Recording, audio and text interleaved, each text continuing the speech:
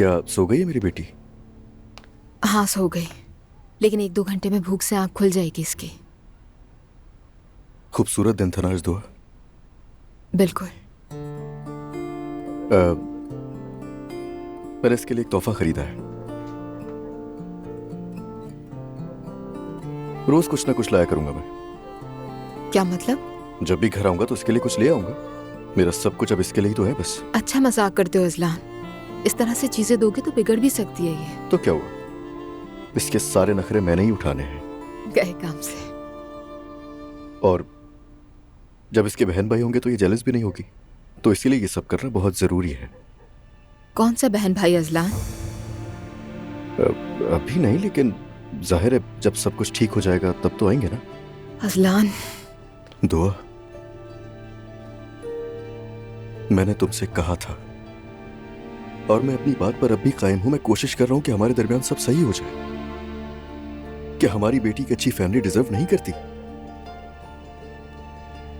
तुम जरा देखो इसकी तरफ।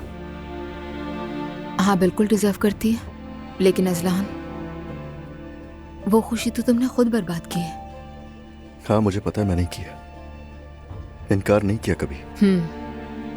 तुम्हें अब भी लगता है कि मैं तुम्हारी बातों पर भरोसा कर लूंगी? देखो अजलान,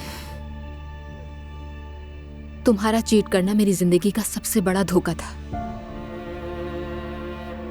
मैं तुमसे इस कदर मोहब्बत करती थी कि तुम्हारा किसी और के साथ होना मेरे लिए मौत के बराबर था। ऐसा ही है, मगर उस सब में मेरा कोई कसूर नहीं था। मगर उसने मेरी जिंदगी बदल दी अजलान।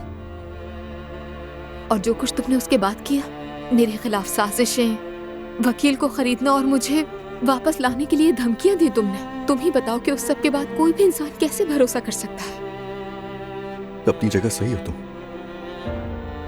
तुम्हें खोने का खौफ था, इसलिए मैंने वो सब किया। किसी को जबर से वापस लाने के लिए उसकी कमजोरियों को हथियार बनाना बहुत घटिया हरकत है। मुझे कुछ समझ नहीं आ रहा था। तुम बताओ मैं क्या करता। बस इतना पता है कि सिर्फ तुम्हारी मोहब्बत में किया। अजलान, तुम्हारे और मेरे मोहब्बत करने के अंदाज में बहुत फर्क है। तुम्हारे लिए मोहब्बत का मतलब है दुख देना। अगर जवेरिया ना होती तो मैं एक लम्हा भी यहां न रुकती, ये तुम जानते हो। मालूम है, लेकिन मैं सब कुछ ठीक करने की कोशिश कर रहा हूं। ये बात अच्छी तरह जानती हो तुम दुआ। मेरा वादा है तुमसे।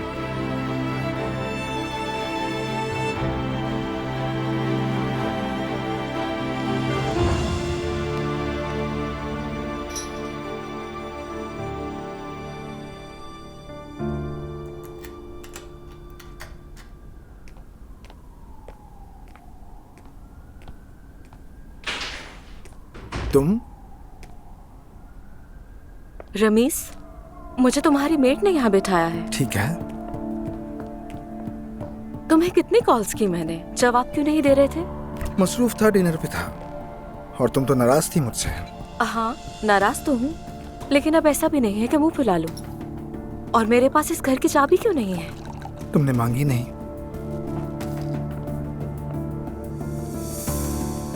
तो अब दे दो। तुम वैसे आजकल कुछ ज्यादा आगे पीछे नहीं हो रही, यह सिर्फ मुझे लग रहा है। और रमीस तुम भी, मैं भी नोट कर रही हूँ तुम कितना अजीब बर्ताव कर रहे हो। मैं हमेशा की तरह उलझा हुआ हूँ। तंग मत करो मुझे, मुझसे इतने सवालात मत किया करो। अच्छा ठीक है, नाराज मत हो। नाराज नहीं हो, बस कह रहा हूँ। दरअसल मैं चाहती हूँ कि तुम थोड़ा नाराज हो ही जाओ।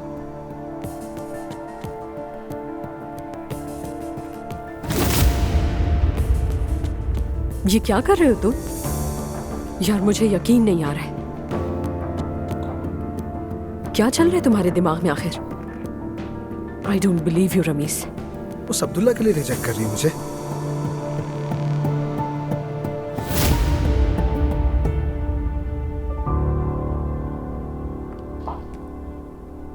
क्या हो गया? मुझे कुछ ठीक नहीं लग रहा।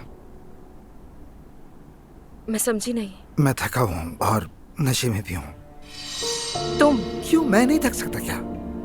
रमीज, तुम मुझसे मजाक कर रहे हो ना? देखो, सुबह मुझे जल्दी उठना है, नींद आ रही है बहुत। तुम जा सकती हो।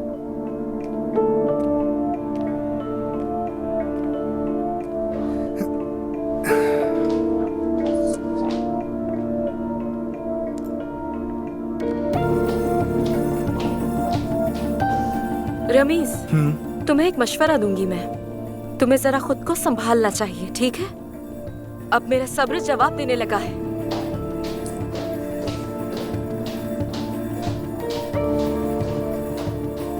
ये सिर्फ एलिफ की वजह से हो रहा है।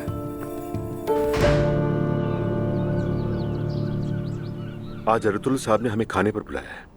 प्लीज उमर, मुझे वहां मत घसीटना बिल्कुल भी। सिर्फ एक बार गई थी मैं उनके यहाँ खाने पर।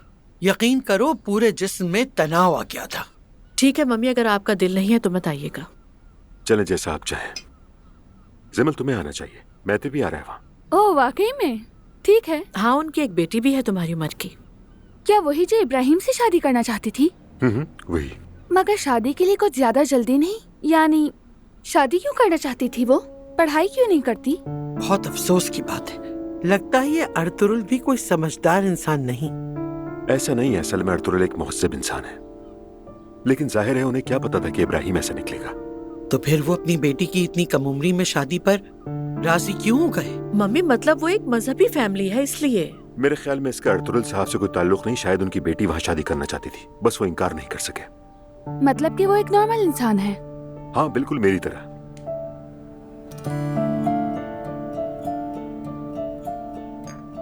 खैर, जो भी है जिमल, तुम खुद देख लेना। डार्लिंग, तुम्हारा आज क्या प्लान है? अगर ऑफिस देर से जा सकते हो तो हम थोड़ा वक्त गुजारें। लेकिन आज एक जरूरी मीटिंग है और मेरा उस मीटिंग में जाना जरूरी है, बस इसलिए नहीं रुक सकता। ठीक है, फिर जाओ, कोई बात नहीं। आप लोग नाश्ता करें। खुदा हाफिज उमर अंकल। खुदा हाफिज बेटा। चले, खुदा हाफिज, चलता। और चाय लाऊं आपके लिए? जी जरूर ले आए सवीरा आपा। अरे मुझे तो बच्ची की बहुत याद आ रही है। कब आएगी वो? उसके आने का इंतजार करने की क्या जरूरत है? ऐसा करते हैं कि हम खुद ही चलते हैं। ये तो बहुत अच्छी बात है। ऐसा करते हैं, दुआ को फोन करते हैं, कोई दिन तय कर लेते हैं। ठीक है।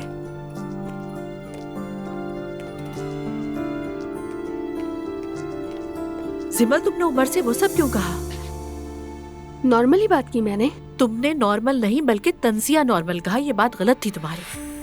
अरे भाई, तुम्हारी ही बेटी है। वाह नानी, आज आप मेरा दिफा कर रही हैं। जहाँ हक बनता है वहाँ मैं साथ देती हूँ ज़ैनब। और आज जो बातें तुम्हारे लिए बिल्कुल नॉर्मल हैं, कल यही बातें तुम्हारे लिए कयामत के बराबर थी, अगर याद हो तो। डॉक्टर साहब, क्या आपको याद है कि जब मैं पिछली बार आया था तो आपने कुछ सवालात पूछे थे मुझसे? जी हाँ, बिल्कुल। दरअसल मैंने आपको सही जवाबात नहीं दिए थे।